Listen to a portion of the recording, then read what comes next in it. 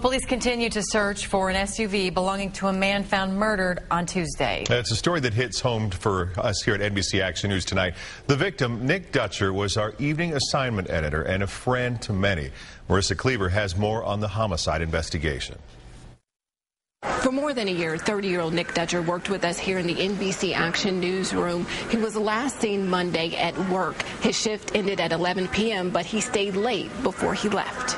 On Tuesday, Nick didn't show up for his usual 2 p.m. After trying to contact him by phone, text, and email, his aunt and the Kansas City police were called. They met at Nick's home in the 6900 block of East 114th later that afternoon. Nick's aunt showed up at the house, and as the officers were talking to her, she stated that she had not heard from Nick, so she was there to check on him also. She had a key. She allowed the officers to go in, and that's when they found him deceased inside the house. A few months ago, Nick posted these pictures on his Facebook page after his home was broken into. In the last week, there were 4 break-ins in that neighborhood. Marilyn Ricci met Nick at age 22 when they both volunteered for Call for Action. She urged him to move.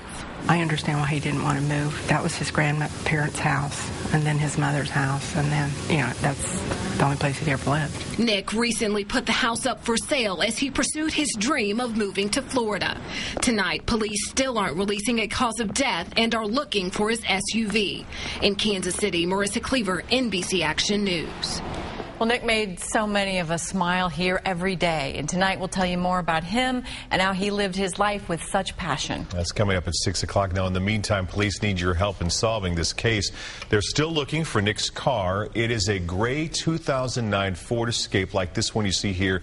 It has a Missouri license plate, WA4D5R. If you've seen this vehicle, or if you have any other information, please call the TIPS hotline.